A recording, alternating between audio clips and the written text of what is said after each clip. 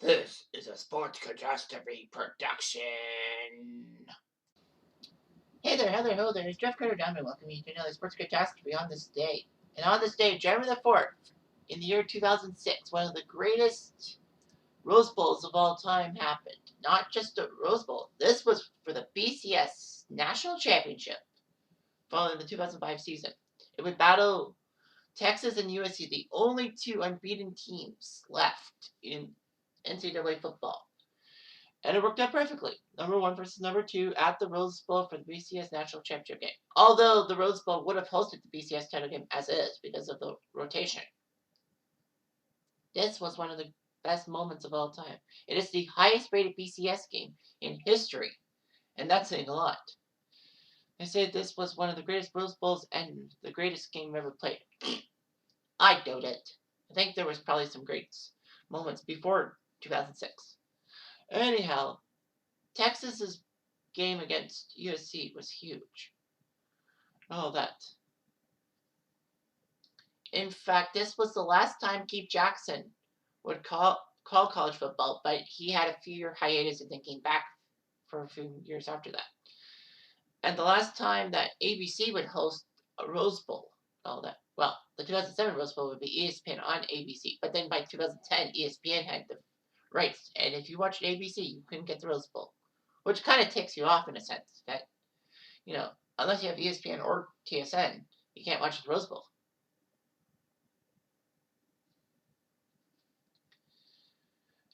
Anyway, this was the first college football game to have two Heisman Trophy winners in the same lineup, and that was Matt Leinart and Reggie Bush.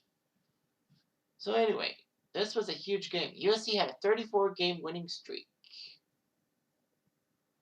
The record, of course, is 47, set by the Oklahoma Sooners in the 1950s. But anyway, it was huge. Texas won 19 straight games, which has the second longest streak in actively, and was the defending Rose Bowl champion after beating Michigan on the final play of the 05 Rose Bowl. It was amazing. The BCS, they were numbers 1 and 2 no matter what happened. So that was great. Reggie Bush had won the Heisman Trophy a few weeks before the game, so he was pumped up. Second place was Vince Young of Texas.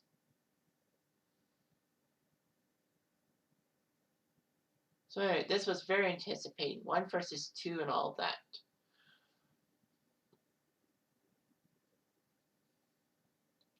It was amazing. A lot of people said that they were, of the past 50 years up to that point, only like the 95 Cornhuskers and the 2001 Hurricanes were that great. A lot of analysts picked USC to win. After all, why wouldn't you? It's a 34-game winning streak. But some analysts like Lee Corso and yours truly thought Texas was going to win. I figured USC, you can't win forever, so I thought Texas might somehow come to USC, come to the Rose Bowl, which is usually packed 10/12 territory, and win. Anyhow, USC had problems and all that. However, Landell White got a touchdown run.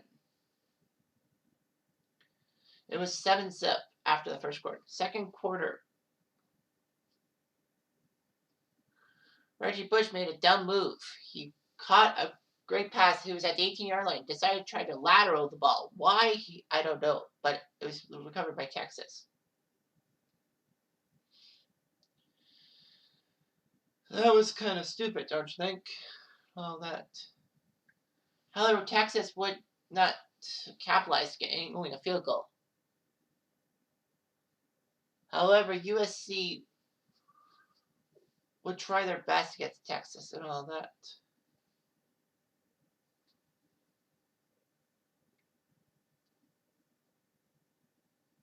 However, Selvin Young got a touchdown off of a lateral from Vince Young. So they scored. Then they missed the extra point.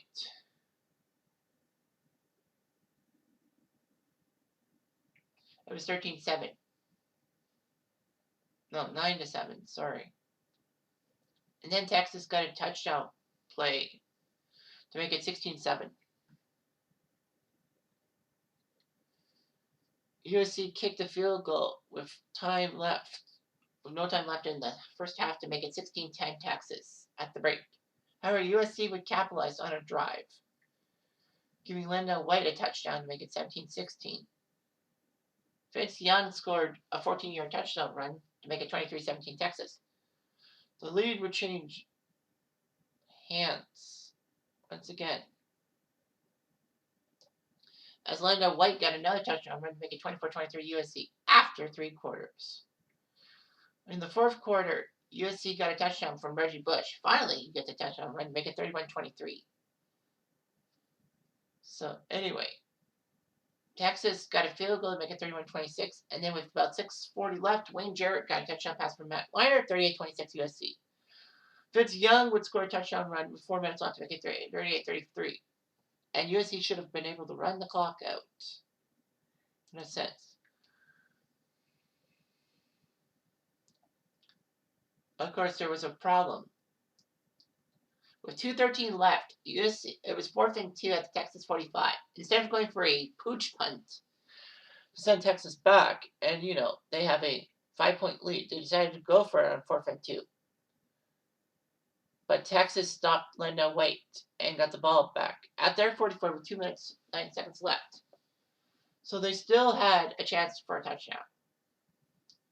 Texas had problems. They moved the ball down to the 9-yard line on 4th and 5. The famous Keith Jackson play. 4th and 5, the national championship on the line. Vince Young got the shotgun snap. His receivers recovered. And then he bolted towards the sideline, got a block, and ran the foot race to the end zone. His third touchdown run made it 39-38. Texas went for 2 and got it, making it 41-38. So with only 16 seconds left and no timeouts, USC was doomed. They got USC to the Texas 43, but sadly, though, it was not enough. Leinart blew it. And number 1, USC goes down to number 2, Texas, 41-38. What a job he did. Vince Young was the Rose Bowl MVP, obviously. He was the hero in 2005. He's only the 4th player to get 2 Rose Bowl MVPs and all that. A lot of people would question USC's moves, especially that 4th and 2, that they could have pooch punted and Texas could have been forced backwards enough that USC might have won. USC's winning streak was the 4th longest in Division I history, behind just missing out on Toledo's 35-game streak since 1971, which ended in 1971. Vince Young got Texas their first national title in 36 years at that point. They obviously were number 1. USC was number 2 in everyone's polls and all that. However, 4 players from this game actually went to be top 10 picks. Reggie Bush went 2nd to New Orleans. Should have went number 1 to Houston, but they took Mario Williams, which was a bust. Vince Young was picked 3rd by Tennessee, so that wasn't bad. Michael Huff went 7th to Oakland, and Matt Leinart went 10th to Arizona. Lots of people actually got drafted in the next 6 rounds and all that. Texas got their 4th national championship in their 800th victory of all time. It was amazing.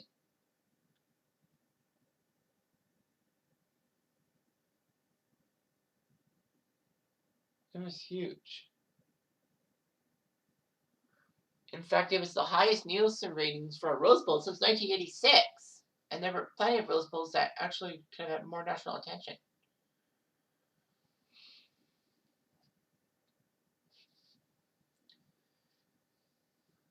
Yeah.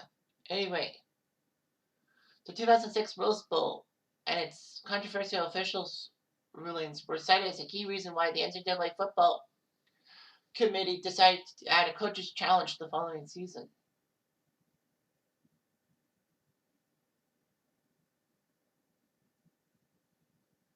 Of course, USC benefited from a bad call, as instant replay could have ruined USC's game against Notre Dame, as Reggie Bush shoved Matt Leinart over the goal line. The Bush push and all that.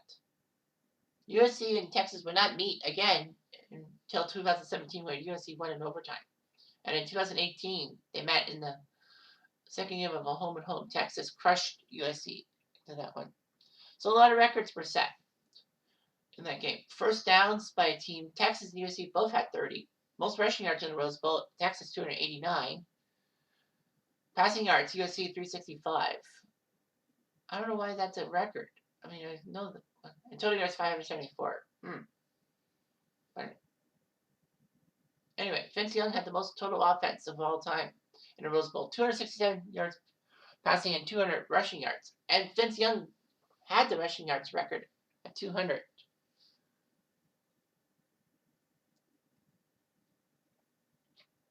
So yeah, so what a time to be alive in the BCS era. So this would also change things in the BCS, because since 1999, when they started this, they had a certain bowl game be the winner and all that.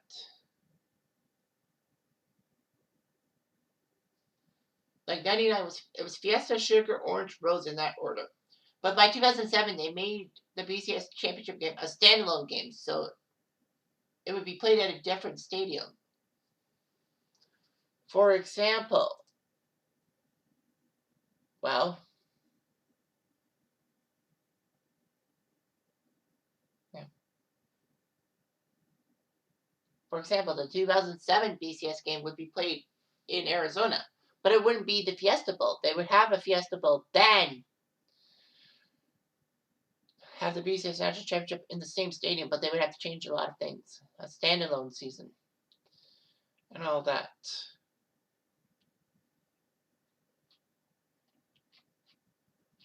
Of course. Yeah, so they had the Fiesta Bowl on January 1st, and then the BCS title game took over Arizona on January the 8th.